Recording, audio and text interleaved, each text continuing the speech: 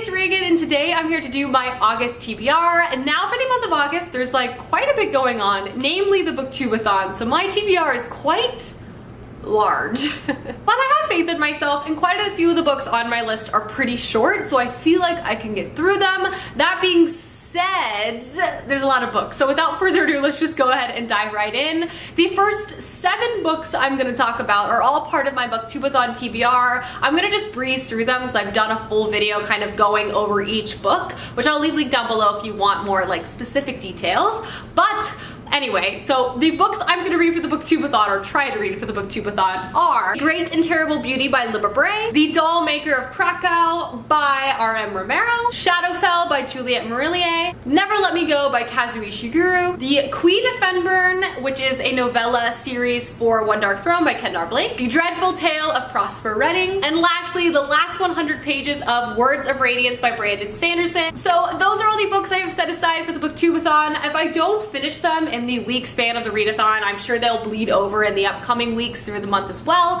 So hopefully I can get through all those books and the next few books I'm going to talk about. So the Prustopia Book Club pick of the month for the month of August, Sasha and I decided to pick a bit of a throwback novel, a book that both of us have been wanting to read for a long time, and just for various reasons that probably don't make too much sense to talk about, we just haven't picked it up. And that is Seraphina by Rachel Hartman. This book has recently really reappeared on my radar. One, I feel like it's one of the few YA fantasies, really popular YA fantasies, that I haven't read yet, but she's also been releasing more books in this world which look really awesome, so I want to read this. This is a YA, very classical, traditional, medieval setting fantasy, but it centers around the concept of dragons, and I believe our main characters can turn into dragons, which, this might sound surprising, dragon fantasy is not one that I read very often, so I'm excited to pick this up as a bit of a change of pace for myself, and I'm just excited to finally read a Rachel Hartman book. I feel like they're very well loved, and I just haven't read them,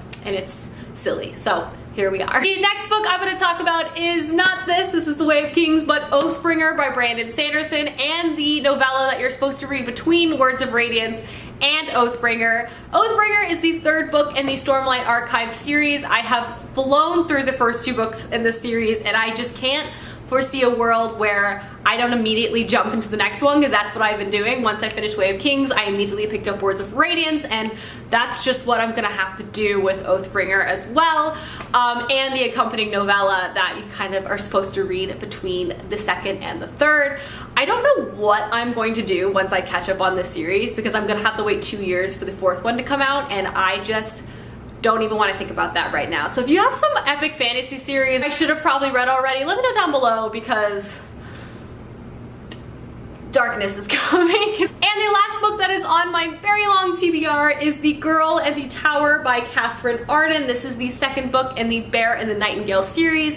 Again, I read the 1st book, The Bear and the Nightingale, which is a medieval-centered folklore-based fantasy, back in May. I really loved it. The sequel just recently came out, and I've been meaning to read it. Trying to get into a really good habit of picking up sequels right away. Otherwise, I feel like I delay them too long, and I get in tricky situations where I don't remember things. So I want to pick this up as soon as possible, just because I loved the 1st one so much, and I know I'm gonna love the 2nd one. This one I feel like is really going to expand the magical world that this story has started to develop. I also feel like we're gonna see our main character become more powerful and more comfortable in her own magic, which I'm always here for. So I want to read this month as well. Alrighty guys, that is my very ambitious August TBR, but what's new? I feel like I gotta keep pushing myself in the reading game. Hopefully I'll even read more than 6 books this month. That would be really exciting. Anyway, I hope you guys enjoyed this video. Let me know down below some books you hope to read soon, as I would love to know, and I'll see you soon with another video soon. Goodbye!